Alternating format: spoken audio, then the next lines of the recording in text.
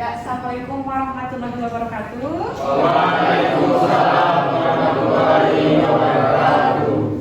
Selamat siang dan salam sejahtera untuk kita semua. Sehat semua kan? Sehat. Alhamdulillah ya. Oke, kita mulai perkuliahan kita. Sebelum mulai ya, persiapkan alat tulis Anda duduk senyaman mungkin. Ruangannya sudah nyaman, sudah oke ya? Sudah ya. Pokoknya persiapkan apa yang dibutuhkan, ya, pulpen, ya, buku, ya, agar Anda bisa mencatat poin-poin penting nanti yang akan saya sampaikan, ya. Nah, sebelum kita memulai perkuliahan kita, alangkah baiknya kita mulakan dengan berdoa dulu, ya. Semoga Allah Subhanahu Wa Taala ya memberkahi perkuliahan kita sehingga Anda dimudahkan dalam menyerap ilmu. Berdoa menurut kepercayaan masing-masing dimulai.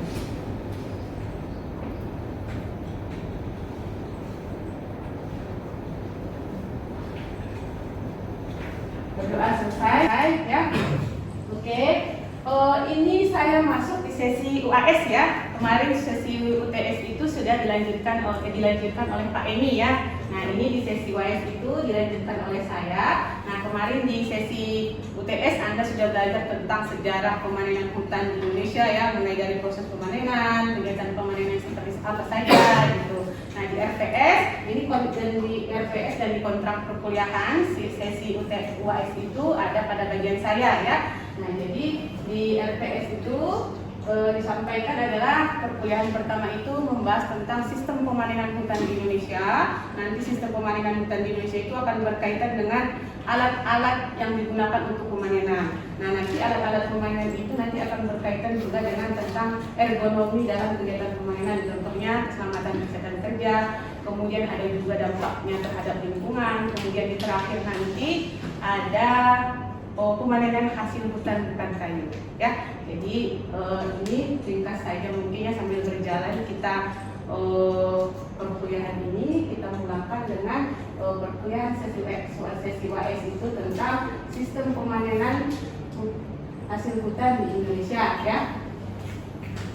Nah, ini adalah outline dari perkuliahan kita hari ini. Kita akan membahas 3 outline ya. Yang pertama, tipe pemanenan hasil hutan, kemudian sistem pemanenan hutan, dan pengenalan alat berat perikanan.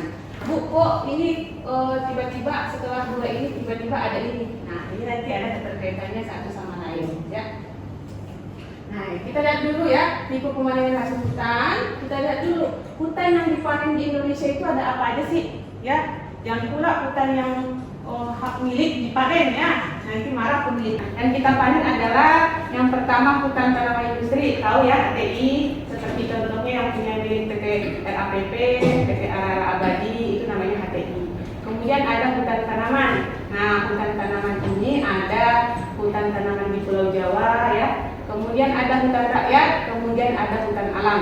Nah, ini adalah beberapa tipe dari jenis hutan yang ada di Indonesia yang akan kita lakukan bagaimana proses pemanenannya ya. Contohnya ini ada gambar ya, ini HTI seragam semuanya ya, artinya ini homogen.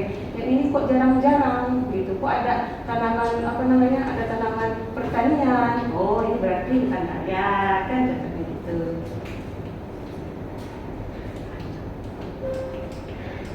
Nah, kita lihat dulu karakteristik hutannya. Yang pertama kita lihat tipe hutannya, jenis tanamannya dan keterangan ada di sini. Yang pertama, hutan tanaman industri biasanya jenis tanamannya apa? Sejenis ya, disebut dengan homogen ya. Jadi memang kalau jadi HTI ada satu jenis pohon yang diunggulkan. Nah, kalau di HTI biasanya kan tanamannya akasia, eukaliptus ya. Kemudian ada hutan tanaman, contohnya hutan tanaman yang ada di Pulau Jawa ya, terhutani itu juga jenis tanamannya homogen. Itu juga ada satu jenis pohon yang diunggulkan. Kalau di Pulau Jawa dia banyak ya, mulai dari semon, mulai dari pinus ya, kemudian mulai dari apalagi rasa mala juga ada ya. Kemudian nanti ada hutan rakyat ya, hutan rakyat dia campuran dan berbagai jenis. Kemudian ada hutan alam, dia sifatnya heterogen ataupun campuran tumbuhan alami ya. Kalau hutan alam itu kan memang dia tumbuh secara alami. Oke, sampai sini paham? Oke, nanti kalau misalkan penjelasan saya kurang ya, atau misalkan ada yang miss yang Anda catat, boleh nanti ditanyakan sambil berjalan ya. Atau misalkan saya kecepatan menyampaikan ya. Paham ini? Ya, inilah pengertian alat berat ya. Jadi kalau dibilang alat berat, jangan lagi membayangkan alat kalau ditimbang dia berat sampai misalkan berapa ratus kilo ya. Jadi alat berat itu memang dia biasa kita lihat ekskavator, traktor ya dan lain-lain. Nah, nanti kita lihat contoh alat berat yang ada di depan. Nah, ada yang familiar dengan ini, ada Komatsu, Hitachi, Caterpillar, ada Kobelco, ya. Ada yang itu familiar ya? Kalau kita jalan-jalan kemana-mana, lihat traktor, ada Caterpillar, ada Komatsu, ada Hitachi, ada Kobelco. Nah, biasanya juga merek-merek alat berat juga merek-mereknya ini yang kita pakai di Indonesia, ya. Nah, ini contoh beberapa alat berat perhutanan, ya. Yang pertama itu yang dipakai untuk pembukaan wilayah hutan. Contohnya adalah pembuatan jalan. Nah, ini apa namanya ini? Ekskavator ya. Dulu waktu kecil sering lihat kalau ada longsor ya diganti ya meskipun udah dibilang sama orang-orangnya menjauh namanya juga anak kecil ya masih ditontonin ya. Nah, ini ekskavator ya. Kalau dalam kehutanan biasanya dimanfaatkan untuk pembuatan jalan, untuk membuka jalan. Tapi ada juga fungsi khususnya ya. Jadi untuk di kegiatan nursery dia berfungsi untuk mengangkat topsoil. Nah, jadi dibantu mengangkat topsoil untuk tanah di nursery untuk pembibitan ya. Ini ekskavator, dia punya semacam ini ya manuver ininya. Nah, ini lagi harvester ya, mesin harvester yang sudah maju juga ya sama. Ini juga sama ya. Ini manuvernya ini dia nanti menghapit kayu, hapitnya kayu kemudian langsung dipotong bagi batang. Ya, cuman kalau yang ini ya, kalau yang ini dia untuk kayu-kayu kecil. Nah, kalau yang ini dia untuk kayu-kayu yang besar, diameternya lebih besar. Nah, itu tadi untuk alat penebangan. Nah, sekarang kita lihat untuk alat berat penyaradan. Ya, yang pertama ada skidder. Nah, ini skidder ya. Fungsinya adalah untuk menyarat. Jadi ada capitnya. Rata-rata alat untuk penyaradan itu punya capit ya. Fungsi capitnya itu adalah untuk memindah-mindahkan kayu. Ya. Nah, ini capitnya. Kemudian diikat di sini, kemudian disarat. Nah, ini kayak itu ya, forwarder tadi ya, motor grader tadi ya. Nah, tarik seperti ini. Kemudian ada kelambung, sama juga tadi ya, cuman dia punya kepala ya, kepala si operator itu bisa pindah ke depan, bisa pindah ke belakang. Pada saat dia mencapit dia hadap belakang. Nah, utamanya ada belakang, kemudian capitnya diikat di belakang. Kemudian tarik nanti dia berpindah sama seperti mengendarai motor. Lebih canggih dari yang skidder tadi. Nah, kemudian ini ada lain. Nah, yang ini masih agak lebih rendah ya dibandingkan yang ini. Kalau lain ini dia diikat di sini. Ya, ikat di sini nanti pakai semacam tali kabel itu ya, diikat kemudian nanti ditarik.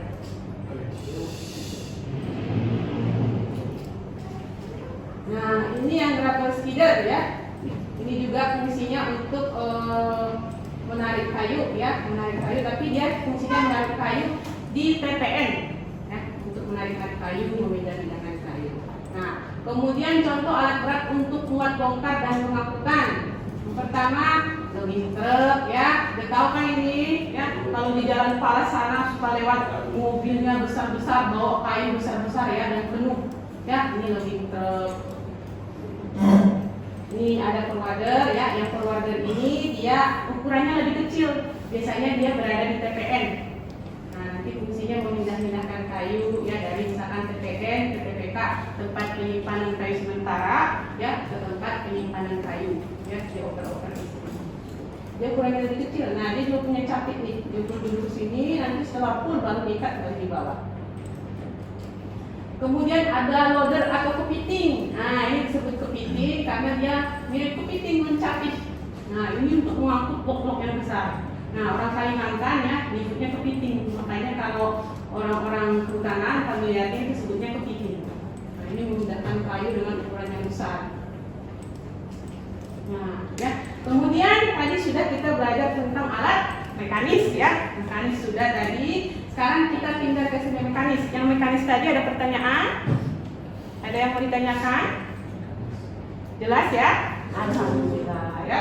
kita pindah sekarang ke alat pemainan semi mekanis. Apa tuh semi mekanis ya? Tadi semi mekanis apa pengertiannya? Setengah proporsi manusia, setengah proporsi dari mesin ya. Jadi ada gabungan manusia dan mesin. Contohnya adalah alat yang saya bawa ini, apa namanya? Chainsaw ya. Nah, ini ya saya sengaja bawa ya bagi teman-teman yang belum pernah melihat chainsaw ya, sekarang sudah pernah lihat ya. Biasanya kalau lihat chainsaw dari jauh ya atau takut melihatnya, ini ada. Ini mesinnya mati kok, tidak menyala. Jadi tidak akan memotong Anda atau menggunakan Anda ya. Kemudian ya, kita lihat bagian-bagiannya apa saja ya. Ini Anda sarjana kehutanan harus tahu dong chainsaw itu seperti apa ya. Nanti lulus dari sini, pernah pegang chainsaw? Kata manajernya, aduh saya belum pernah Pak ya, keterlaluan sarjana kehutanan ya. Nanti kalau nulis chainsaw, jangan chainsaw lagi ya. Tandanya Anda belajar kehutanan, jangan lebih sebut lagi sensor, tapi sebutnya chainsaw ya. Nah, kalau di bahasa Indonesia kan dia artinya adalah gergaji rantai. Ini loh gergaji rantai itu. Nah, rantai inilah dalam bentuk rantai. Makanya dia disebut dengan chainsaw atau gergaji rantai. Nah, ini merupakan alat penebangan ya, yang dimana mesin itu menggerakkan rantai gergaji. Ya, jadi ini sebenarnya kalau Anda lihat rantai motor Anda kan itu berputar ya. Nah, berputar. Cuman yang ini juga berputar, tapi dia di rantainya itu diberikan semacam pisau, fungsinya untuk memotong. Ya, kalau Anda itu kan cuma hanya untuk memutar ya, disambungkan dengan rodanya, ya ada gerigi-geriginya itu, kemudian dia berputar. Kalau yang ini ada semacam pisaunya di sini, yang fungsinya itu untuk memotong. Kemudian dia berputar. Ya, kalau Anda bayangkan dia berputarnya lambat, itu Anda salah besar. Ya, dia itu berputar dengan sangat cepat. Ya, dengan kecepatannya itulah yang mampu memotong kayu itu. Kalau dia berputar lambat, nggak bisa. Ya, jadi ini putarannya ya. Kalau menurut penelitian Cipladikta 2016, dia menyebutkan kurang lebih 500 rpm, artinya sangat cepat. Ya, jadi bayangkan kalau Anda pegang ini berputar, ya tangan Anda habis. Ya, dan dicoba ya. Nah, itu sangat. Nah, kemudian mesin ini ditemukan untuk diaplikasikan ya. Dulu ada orang pakai gergaji, itu chainsaw ya, dengan ukuran yang sangat besar. Ya, zaman-zaman dulu pernah lihat ya, orang-orang dulu zaman pemanenan zaman dulu itu udah nggak pakai baju ya, pakai celana pendek aja, chainsaw-nya segini besar. Ya, bayangkan lebih berat chainsaw-nya daripada berat badannya gitu. Nah, sekarang sudah dikecilkan, sudah dimodifikasi menjadi yang lebih sederhana, bisa digunakan. Artinya kita sudah menuju nih yang ke safety ergonomis untuk operator kita. Jangan lagi ya udah badannya kecil ya, bawa chainsaw berat, udah lagi ada bongkok ini, kemudian nebang pohon lagi, adalah itu.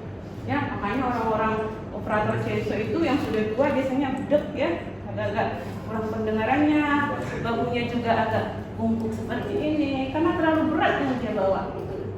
Nah, kalau di HTI sekarang dia sudah menggunakan standar ya, standar chainsaw-nya.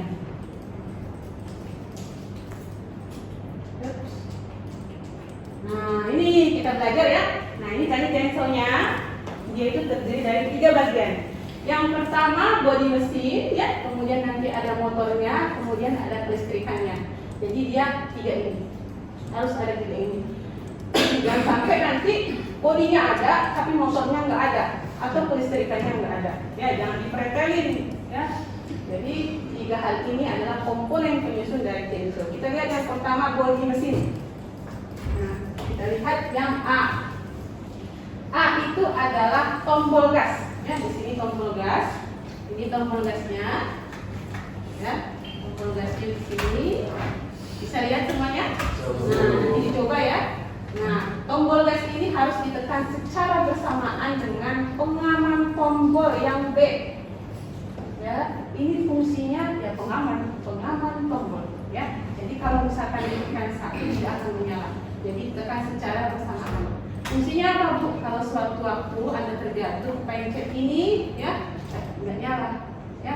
Jadi Anda lempar apapun dalam mesin menyala, ya mesin menyala kemudian dilempar tidak akan menyala, tidak akan berputar. Kalau yang dua ini tidak ditekan secara bersamaan, ya.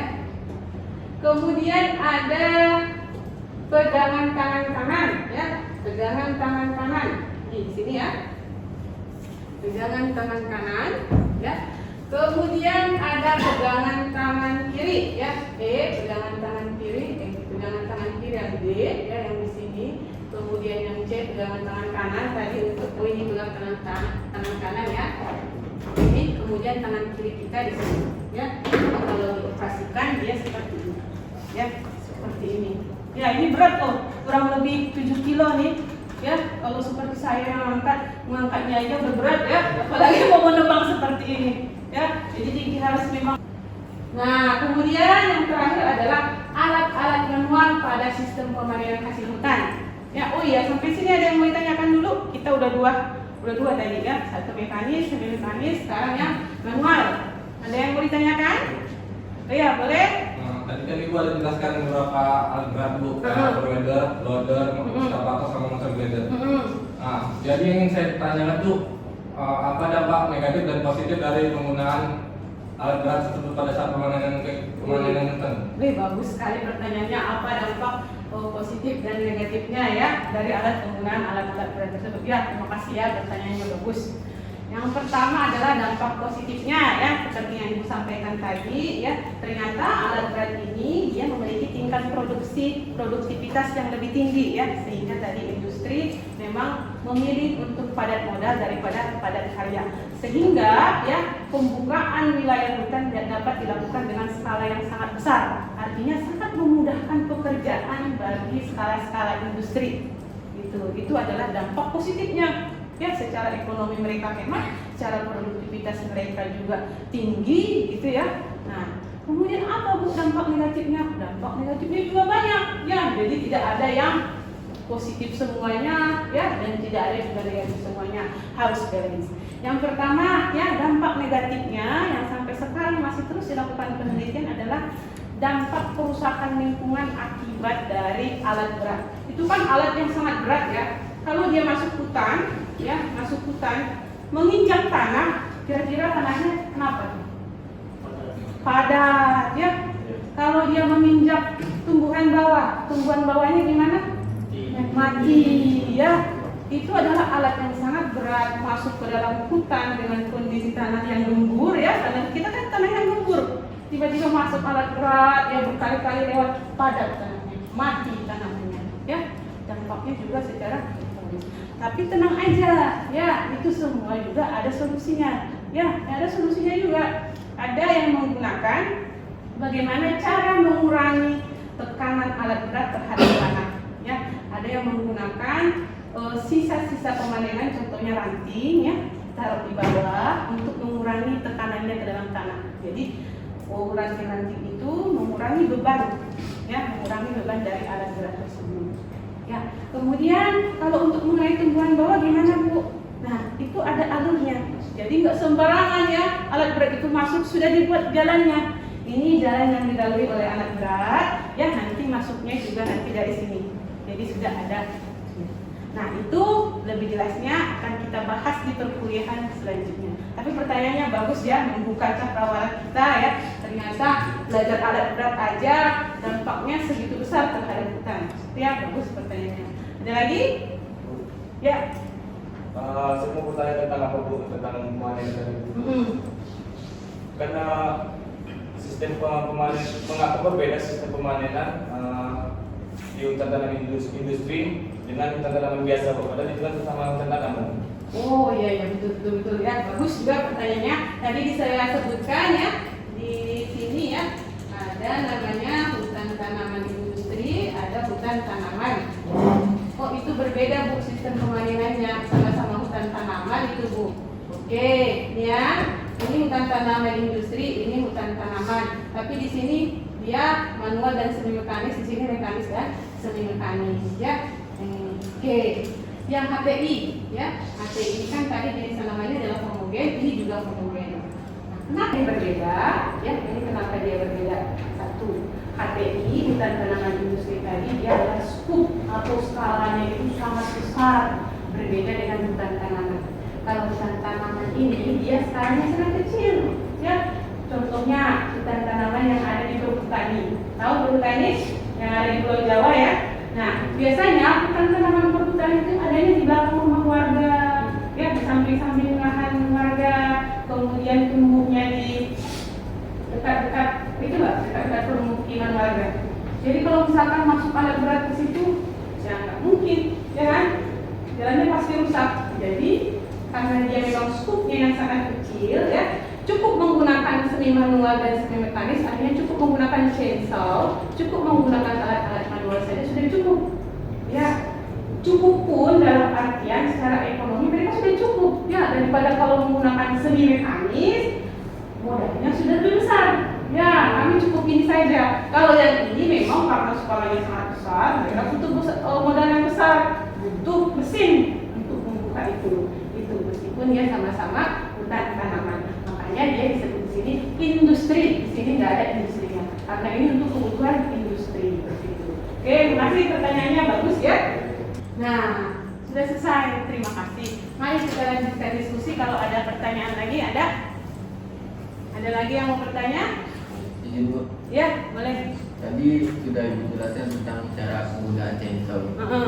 Jadi pertanyaan saya Bu, adakah dampak buruk dari penggunaan chainsaw bagi operator? Oh betul, ada. Ya, banyak sekali. Ini satu tema penelitian nanti ya, satu topik juga dalam kegiatan perencanaan kehutanan ya. Ini dibahas dalam ergonomi kehutanan ya. Bayangkan ya, ini saya ceritakan kepada Anda bagaimana dampak dari chainsaw terhadap operator chainsaw. Ya, operator chainsaw kita ini ya sedari dulu ya sebelum kita masuk ke yang sekarang, sedari dulu adalah orang tua ya, orang tua yang dulu itu memang tidak punya standar. Bagaimana sih standar bekerja di kehutanan? Jadi pada zaman dahulu kita karena sesaknya kebutuhan pada saat reformasi kemerdekaan ya, salah satu sumber daya yang bisa dimanfaatkan segera itu adalah dari hutan. Jadi siapapun bisa menebang pohon di sana ya. Jadi orang berbondong-bondong bisa menebang pohon. Jadi dia tidak punya ilmu, pokoknya punya kapak tebang gitu. Oke. Ada lagi yang mau ditanyakan? Ya, kalau tidak ada, saya pengen tahu dong ya, apakah yang saya sampaikan sudah menyampai ke Anda ya, apakah sudah diserap dengan baik dan dimengerti. Saya minta dong dua mahasiswa lah yang mampu menyimpulkan perkuliahan kita hari ini. Boleh baca catatannya, nggak apa-apa ya, kan buat diri Anda sendiri untuk dibaca. Oh ya boleh. Siapa namanya? Sri Andini. Silakan Sri Andini ya. Kira-kira apa yang dapat kamu simpulkan dari perkuliahan kita hari ini? Itu yang pertama, jika hutan berbeda sistem pemanenannya. Yang kedua itu, HTI menggunakan tebang habis penggunaan buatan sistem mekanis. Yang ketiga itu, hutan tanaman menggunakan tebang habis permudahan buatan manual dan sistem mekanis. Yang keempat, hutan tanaman rakyat menggunakan tebang pilih manual dan semi manual. Yang kelima, hutan alam menggunakan tebang pilih mekanis dan semi mekanis. Tipe tanaman hutan menjadi penentuan dalam menggunakan sistem pemanenan. Oke, Sri Andini ya. Sri Andini sangat bagus ya. Dia mengambil kesimpulan tentang tipe hutannya ya. Dia ngambil ya tipe-tipe hutan itu di awal perkuliahan dia simpulkan bahwa ya. Dia simpulkan di sini ya. Nah, ini perbedaannya menggunakan ini ya. Karena ini kan memang dasar kita ya. Dasar kita dalam perkuliahan kita tadi. Kita beranjak lebih bagus ya, Sri Andini ya. Teman-teman kalian menyimpulkan ini. Ada lagi yang bantu menyimpulkan, boleh? Siapa namanya? Lutfi. Silakan Lutfi One Piece nih. Jadi dari materi yang saya simpulkan ada dalam sistem pemanenan itu ada 3 Bu. Yang pertama itu sistem pemanenan mekanik. Ya, betul. Yaitu pemanenan menggunakan alat-alat mekanis di mana jumlah tenaga mesinnya itu lebih banyak daripada tenaga manusia. Ya. Kemudian Yang kedua, sistem pemaninan semi mekanik, yaitu pemaninan menggunakan alat mekanis dan manusia, di mana tenaga mesin dan tenaga manusia itu sama atau seimbang. Kemudian yang ketiga, sistem manual, yaitu pemaninan menggunakan tenaga manusia dan hewan, yaitu dengan alat-alat manual. Oke, dia mencatat dengan baik dan rapi ya di catatannya tentang perkuliahan kita, bagus ya. Oke, ada lagi? Apa kita cukupkan? Ya, karena memang waktu kita terbatas ya. Nah, sebelum perkuliahan kita absensi dulu ya, absen dulu. Mahasiswa hari ini ya.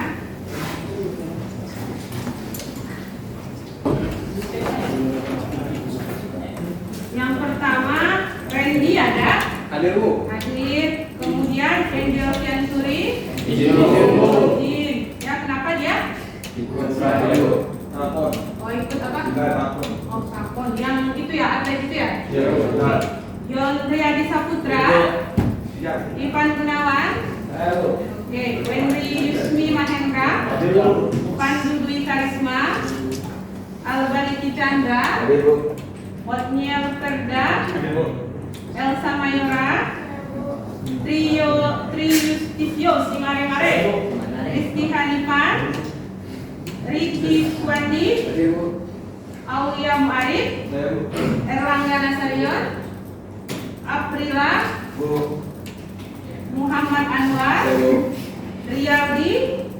Riyaldi ada? Izin Bu. Izin kenapa dia?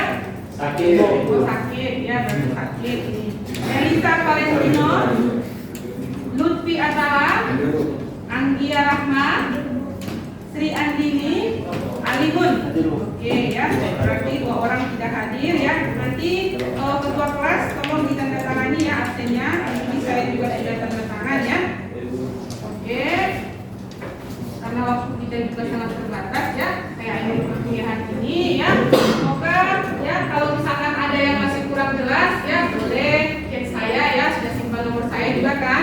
Ada alamat email saya juga ya, boleh ditanyakan atau boleh ke ruangan saya untuk berdiskusi ya. Kalau Anda merasa kurang dengan apa yang saya sampaikan. Kemudian kita lanjutkan perkuliahan di minggu depan ya, di jam yang sama dan di kelas yang sama ya. Saya akhiri, semoga ilmu yang saya sampaikan bermanfaat semua ya. Pulang ke kosan, pulang ke rumah, bawa bekal ya. Udah tahu Kenso, nanti cerita sama temannya. Tadi saya belajar Kenso loh. Kenso itu ternyata bukan sekedar Kenso, ternyata alat sakti untuk penerbangan ya. Cerita sama temannya, kenapa? Biar ingat ya. Jadi kalau Anda semakin banyak cerita, semakin ingat. Karena pada dasarnya ilmu itu sering disampaikan, kita jadi sering teringat ya. Teringat, akhirnya dikuasai. Ya, saya akhiri perkuliahan kita hari ini ya. Sebelum pulang, jangan lupa dipastikan ya. Jangan sampai ada handphone yang tinggal, ada tulisnya yang tinggal, sampah-sampah yang berserakan diambil ya. Kemudian nanti AC-nya tolong ketua kelas dicek ya. AC-nya, kemudian nanti monitornya ya, pastikan semuanya mati sebelum meninggalkan ruangan kelas ya. Agar ruangan kita ini tetap terjaga dan terawat ya. Jangan sampai ditinggalkan dalam kondisi seperti ini. Contohnya besok ketimpa apa ini rusak ya. Nah, sama-sama menjaga ya. Saya akhiri kelas kita hari ini, kurang dan salah yang mohon maaf ya. Saya akhiri, wassalamualaikum warahmatullahi wabarakatuh.